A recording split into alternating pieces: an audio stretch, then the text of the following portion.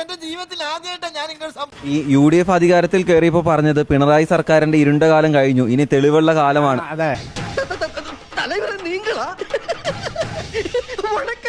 അതെ അതെ പിണറായി സഖാവിന്റെ ഇരുണ്ട കാലം കഴിഞ്ഞു, സതീശന്റെ ഇപ്പൊ എന്നാ തെളിവുള്ള കാലം വന്നു.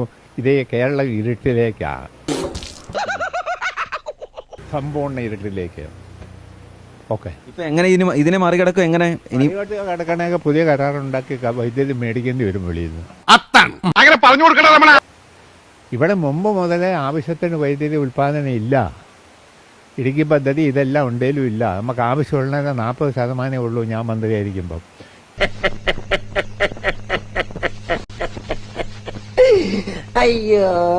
ബാക്കി 60% നമ്മൾ വിവിധ കരാർ വഴി വാങ്ങിയാണ് സമ്പൂർണ്ണ വൈദ്യുതീകരണം നടത്തിയത്. ഇന്നലെ മന്ത്രി പറഞ്ഞത് നമ്മൾ ഓരോരുത്തരും സ്വയം വൈദ്യുതി നിയന്ത്രണം ഏർപ്പെടുത്തണം എന്നുള്ളതാണ്. അത് അയാള് ചുമ്മാ വേടക്കേട് പറയുന്നത്, അയാൾ കാര്യം പഠിക്കാതെ പറയുന്നത്. എന്റെ കയ്യിൽ അവനെ കിട്ടിയേ ഞാൻ അവനെ അരിഞ്ഞു മുളകിട്ട് അങ്ങനെ തിന്നിടോ.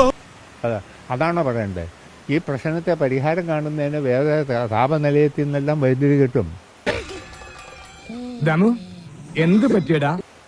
സംവിധാനങ്ങളുണ്ട്, അവരുമായി കരാറുണ്ടാക്കി പുതിയ വൈദ്യുതി വാങ്ങിച്ചാ പോരെ. ഒരാളെ ഒരു അപകടത്തിലേക്ക് പറഞ്ഞുവിടുമ്പോ എന്തൊരു മനസമാധാനം അറിയാമോ? അത് ഗവൺമെന്റിന് വ്യക്തമായ നയം വേണം. മന്ത്രിക്കും ഇല്ല, പിന്നെ ഗവൺമെന്റിനും ഇല്ല, സതീശനും ഇല്ല. അത് തന്നെ